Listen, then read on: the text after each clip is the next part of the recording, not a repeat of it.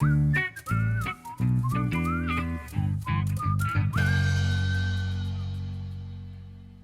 everyone, Andrew Joseph Keith here, and in this video we're going to be going over some of the submissions for the Cheap Sculpture Challenge. If you missed that video, the assignment was to do a sculpture using the reference photos that we provided and basically finding the cheapest tools and materials that you could get your hands on. This is just a sample of the critiques. If you want to see the full video and get the full premium course, you can find that at proko.com/sculpture. The premium course gets you access to exclusive content, lessons, demos, 3D models, and it's where I can interact with students. So if you're really interested in sculpture, you'd really like to learn how to sculpt a figure, I hope to see you over there at proko.com/sculpture. Stick around till the end of the video to see the winners for this contest. All right, let's jump in. Okay, hello and welcome to the first critique video of the Proko Figure Sculpting Fundamentals course. I'm not going to be too rough on it. It's the first assignment and it was really just to document where you're starting from. The criteria that I said that I'd be judging on was this right here, that how well were the model references used was number one. And there were some people that did the Cheap Sculpture Challenge, which is great, and they used references that they got on their own. So they didn't use references that I provided. And that's fine for your own sculpture, but for this project, I really wanted you guys to use references that I provided so that I would be able to see how well you were able to represent those references. So without further ado, let's get into it and look at what you guys submitted. So with this one, it looks like he used the reference photos of Jesse, which I thought was a great pose. I chose the poses that we were able to get from PoseSpace. And so I like these poses with a lot of movement, a lot of gesture. That's just what I'm interested in. But of course, if you want any other poses from PoseSpace, they have a ton of poses with references just like this one where they're all the way around. So they do a great job. So this is something that I'll be talking about a lot. It was one of the common mistakes. And basically what it adds up to is allowing the secondary forms to overpower the sculpture. And so we'll be talking about this in the upcoming lessons. There's going to be a few more lessons on things like the armatures, those are important, and some other things before we get into building out the structure of the sculpture. But once we get into that structure, I'll be talking about how important it is to really let the primary forms stay primary. So they're the most essential forms. And with this one, you can see that the anatomy is starting to kind of overpower everything else. There was such a focus on the anatomy that we're kind of losing some of maybe the gesture and some of the forms of like the rib cage and pelvis. Looking at this, I would think that those are almost secondary, and then the secondary forms, which should be secondary, are pushed to the forefront. And that's a really common beginner mistake. And so that's something that we'll see with a lot of sculptures, but pretty good. Like you got the gesture, there's the feeling of the gesture. And then I see you used a knife, some paper clips, and that's great. Those are great tools. And this is another thing that I'm going to talk about that is my number one issue that I had with the submissions that came in: documentation. So I think a lot of you did a decent job at a first sculpture, but the documentation was what I saw most people struggling with. The photos just seemed kind of cluttered, and then the lighting usually wasn't very good. Maybe there was lighting from a few different angles, so it kind of washed out all of the forms of the sculpture. You can see there's some clay in the background. It's kind of messy. There was a dark board, and then it goes from white to black on the background. And so it's just kind of distracting. Just be aware of that in the future. If you're posting on social media or just taking and documenting your work, try to set up a lighting setup and have a background that isn't too distracting. It could be, a solid color. You could just put a sheet behind it or just a blank wall. One light that's the focus light. You could have a little bit of bounce light behind, and, take the time to put it in its best light. And sculpture, that's really important. The light really has an effect, and the background has an effect on how people see the sculpture. And there's a good example of this later on that I'll get to. So other than that, kind of the same problems that we had with the other one where the secondary forms are overpowering. I feel like the gesture is not well established. I'm kind of losing the gesture. And so those are just a couple of things, but great job. Good first assignment. And, this is just a critique, but don't take any of this personally. It's just, what I think could help you improve. Even people that didn't submit the assignment, they can see your work and be like, oh, I make some of those same mistakes. And so I'm just trying to kind of be general. Let's see. So these images, I do see that you're using a floor sample. So I suggested that in one of my videos, using a floor sample just as a base. And so I do like that. And those are usually free if you have a hardware store. Sometimes they give those away for free, or you can buy like a packet of them. With the rib cage, it does feel like it's sunken in a little bit right there. It doesn't have that egg shape with the rib cage coming forward. There is kind of this indentation in the rib cage of the model, but it's very subtle. And so the primary form, should take center stage with that one, with that round shape of the rib cage, and it doesn't so much in that one. So that's something. I really like that some of the students did 2 assignments. So they did, 2 sculptures from 2 different models. I love to see that. So keep that up. The sculpting, it's just like anything else, repetition and muscle memory, that all comes through practice. And it's great to just push yourself and do more than what's required in the assignment. And so this one is looking better. I like this a little bit better than the first one. The proportions, the shape of the head is slightly off, and I'm not getting a sense of that rib cage as much as I'd like to. But as far as a first study and documenting it, great job on this assignment. Marina Kell is the next one that we're looking at, and she actually used some wire as well as aluminum foil. So great job making an armature. And then they also printed out, I like that you printed out the photo and kind of had a grid system going on so that you could check yourself. That's a really smart thing to do. But there's an app that's called DaVinci Eye, and I really like that app. What it does is it allows you to take an image and then overlay it with your camera. So you have your reference photo, and then you can look directly at your sculpture and move it forward and back and adjust it. And that way you can check instantly, get that instant feedback on whether it's accurate or not. But this way works well, more of a traditional way. You really capture the gesture. I probably would have pushed it a little bit more, but my style, I like pushing the gesture. Just in the torso, it feels a little bit stiff. Better job at the background. This background is not that distracting, so it looks like you put a black piece of cloth behind there. Maybe you could have taken the images and lowered the brightness of it just a little bit, so that background kind of fades in the back even a little bit more. So this one, another problem with documentation is that taking from these extreme angles, I think that's fine, and it's actually really effective for if you're documenting work and you want it to look interesting and you want to kind of cover for some of the mistakes or make a more dramatic shot.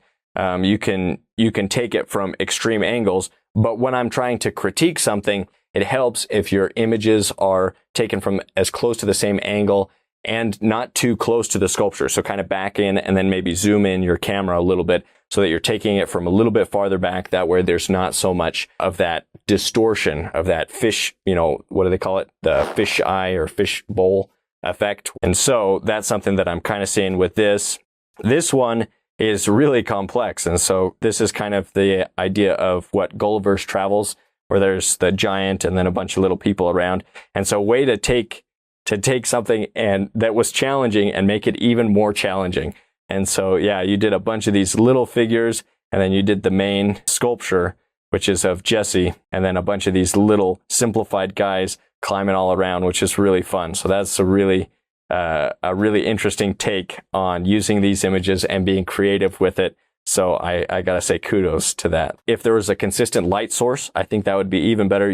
Light coming from one direction. I see light coming from 2 directions here. And so it's just, there isn't that strong sense of the form when there's kind of equal light coming from all directions. Some of the details in the head, if you're going for kind of a giant that's a little bit more brutish, I think it's fine. But as far as accuracy, maybe that's something that could be worked on. But I mean, good job. Way to take something and really challenge yourself with something that is pretty challenging. So one thing that jumps out to me is that it looks like this sculpture has been pressed. So it's really wide, this back area. And then if I look at the side, it's like this sculpture has been squished. And so that rib cage is a lot thicker than you might think. And so there's, some space in here that there should be a little bit more of a rib cage in there, some more depth to that. And then it's just too wide from side to side. So just some issues with the proportions. And then you've got a chicken. So I like that you included the chicken. And the wire feet. Yeah, that's nice. That's nice. What I like about this one is you took on the most challenging part of the figure. You did the hands. And so, well, it's arguable. Are the hands the most difficult, or the portrait, the face? It's kind of a toss-up. I don't know which is the most difficult, but they are definitely both very challenging. And so I like that you went over the most difficult, the most challenging area and tried to do that. And these photos actually look pretty clean. So as far as what we've been focusing on, having clean images, they don't look bad. Not bad at all. If I was gonna give something to critique on this one, I would say focus more on the angles. The hands are just a series of angles. And so you really want to be focusing on these angles where the knuckles are and where things are changing. Here in the fingers, you have it kind of just rounded. If you would have focused a little bit more on the knuckles themselves, where they are, and just giving kind of an edge on these, focus on these areas where there's the knuckles, and then create a plane change there to just give a little bit more information of where those changes are taking place. But great job. I would say if I was going to give something, I would say focus on the gesture. So it looks pretty just straight up and down. So there's not a lot of gesture going on. So maybe what I'd focus on first is getting some sort of gesture that's a little bit more interesting. So if the torso is twisting that way, then really twist it, like really push that gesture from the beginning. This one, it looks like you just got started with making that form of the torso, and then you put in some of those details, those secondary forms, which are again kind of taking center stage instead of that primary form and the primary gesture. Okay, Aristotle did a portrait of Jesse. Again, that is difficult, and you did a good job. It's a good job. The lighting's good on this one. I like the lighting here, especially, there's some strong shadows, and so that's nice. Nice lighting here. The only issue I have is the background, a little cluttered. Aristotle also did an ear study. Oh, and it looks like another study focusing on the torso itself. If I was gonna give some critiques, I would have maybe, lengthened it a little bit. It looks a little bit too wide. And then, focus on that, just like I've been talking about, that gesture, that primary gesture that goes through, and looking at the outline of the sculpture. I talked about that in the demo that I did, really focusing on the outline. That's really important to capturing that gesture accurately. Okay, Kat did this one with a nice colored clay. I really like that clay. Is that a polymer clay maybe? Maybe a Sculpey or something, but it looks really good. If I had to say to change on this one would, again, be to focus on the gesture. If I remember the pose, there's this curve that comes out that way, and then this kind of curves in this way. So there should be kind of this flow coming this way, maybe not that extreme, but I'd like to see that gesture push a little bit farther, which is it just takes practice, pushing that gesture. Looks like a pretty small scale, and so good job, capturing that pose. It feels like the pose, and so great job. If I was gonna say that there may be some issues, it does look like the proportions are a little bit off. The head may be too big. It looks kind of like a child's figure, maybe just because the head is too big and the legs too short, and so it just makes it look a little bit childlike. Those might be the issues. If I had to say anything, that's what would stand out on that one. I really like this one. So this one, really well done. The only thing that I wish is that it was a little bit lighter, that I could see a little bit more of the details, but it's not too bad. Maybe a few different images with some different types of lighting would have helped give me some more information, but this is really fun. It's kind of a fun bas relief, low relief sculpture. Not a lot of people went for the relief choice on this assignment, and so way to do that, be one of the few that did that. I really like this one. It looks pretty natural. You have that clean background, which is something that I like, that I've been talking about. Nothing too distracting. It looks like it's coming along, and that the gesture's established and in place. And I like that you gave some process images that showed kind of how you got to this point. It looks like you have some experience sculpting, that you've done this a few times before, and so great job on that. Really great study. Something that stands out is if you did just the chin, it looks like you did the chin and you just kind of cut it off right here. It reads a little bit off, like it's like, well, was he trying to do kind of an ET type shaped head right here? That's what it reads as, kind of. I think you're just kind of cutting it off at around the nose area. And so maybe, you know, cutting it off, if you're going to cut it off as a torso study without having to do the head, maybe just doing it at the neck and not adding in that chin. That's kind of the first thing that stands out to me. I do feel that bend as far as in the pelvis. Keep it up. Keep going. Nice little armature there. That's fun. The angle of the camera does feel like you're kind of on top of it a little bit too much, a little bit too close to the camera. And so I would just, you know, back up and more towards the center of the figure, not towards the top or the bottom. But if the figure's here and you're taking it towards the top, it just makes those arms and torso, everything look too big. I think that's what I'm seeing. Those secondary forms are what are jumping out at me, that there's just too much attention paid towards these things, and the crevices, kind of the space in between these ribs and everything. It's just too cut. And so if you look at those on an actual person, these valleys are very soft. They're soft, rounded hills, and they're not cut out of the figure like stone. And so I would work on that, having these areas be a little bit softer. So I would just soften all of these transitions. Same thing over here. When I'm talking about the secondary forms taking up too much real estate, taking up too much space and too much focus, that's what I'm referring to, is that they need to be more subtle. There needs to be some more structure underneath. And then those things need to be a little bit softer, those muscles and things like that. And this one, we did the full figure, which I like to see. You know, this is a figure sculpting course, so I like those of you that did the full figure. And you had a pretty clean background. And so I like to see that. So good job on the documentation. Good job on the figure. The critique that we've been talking about the most is just gesture. I feel like that there should be some of these gesture lines that are kind of moving through the figure. It's kind of hard to see that when there's a figure that's so muscular. You know, Jesse, this model is very muscular, and so we want to focus on those muscles. But if we do that first, we lose those flowing lines of gesture. So as you're sculpting, I would just be aware of those and look for those lines, that asymmetry and that gesture that kind of flows through the forms. I think that could really improve a lot of people's work. I was talking about doing difficult things, and this is definitely one of the most difficult features. And so I'm only seeing one angle of that, but I mean, great job. Sculpted on a budget. Looks like you didn't have to use that much clay. It might be Chavant clay. That's what it kind of looks like. And then you just used a package to sculpt on top of.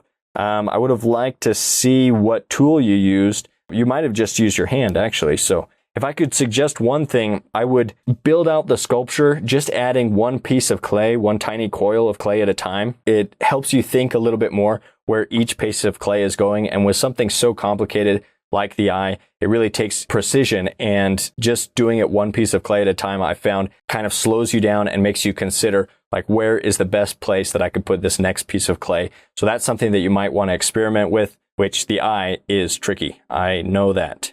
And this one's interesting because you use two different types of clay. It was another gesture study, a white clay and a dark clay. It's interesting, but it is distracting. And so having a consistent form of clay, if you would have just mixed these two clays together, I assume that you probably ran out of one type of clay and then you had to use another. And so that's fine. Sometimes that happens. But if you had mixed the two clays together and get maybe a gray or something instead of a white and a black, I think that would have looked a little bit better and it wouldn't have been so distracting. That's something when I do stone sculptures and there's a stone that has a lot of contrast in it. It's like a black and white stone. There's a stone that's called zebra marble, and it's black and white. And so it has these stripes going through it. And I found that with those sculptures, it's better usually to do something more simple, simplified, or abstract, something that doesn't have so much realistic details, because when you do a lot of details and sculpt like you're sculpting here in something that has high contrast, a lot of those details are lost. And so that's something to think about. As far as proportions, it looks like it might be a little short, a little squat. And so that's something else. Paige Kramer, did this one and also some process shots of what was used. And so I like to see that. But this is good. I can see that you were thinking more about the background and there's a separation there. And so that looks good. I feel like the gesture was captured here pretty well. And the wire armature, I like that. It looks like you used that DaVinci Eye app, either that or you overlaid the photo, but a great job on that. I really like the background. So it's a nice dark background. I do a black background in my footage because I feel like that really helps people, focus in on the sculpture, on the content. Maybe you just take the brightness and make it a little bit brighter. And so I really like how this one was documented. But if I was going to say anything, I would say lighten these images just a little bit with the documentation. It's fine to have a rough texture if all of the forms are in place. And so the problem isn't so much the rough texture as that the secondary and primary forms are not established exactly right on this one. So great job, everybody. And now it's time to announce the winners. Drum roll. Third place goes to Sid Harthan KK because it was that nice dark background. It was well documented. I thought it was a good job. As far as the problem that I saw most people making, I feel like you didn't make this mistake of having a background that was cluttered. It looked really clean. So for the documentation part of it, you get the third place prize. And then the number 2 prize goes to Paige Kramer. I think that she did a good job capturing the gesture of the pose and documenting the process. And so I'm gonna give second place to Paige Kramer. And then first place goes to Dan Schofield, the first place prize winner and winner of the eye sculpture that I made, the new carving of an eye. That goes to Dan Schofield, and so I'll reach out to him to make sure that he gets that. I just really liked the gesture that he had in his work. The secondary forms were pushed a little bit, but it was in a way that was interesting, that anatomy, and it still felt like the structure and the gesture of the pose was really well established. And so I thought that one was really well done. So congratulations. Thanks again to everyone who submitted. Get the full course at proko.com/sculpture to push your skills to the next level. I'll see you over there. And as always, just keep sculpting.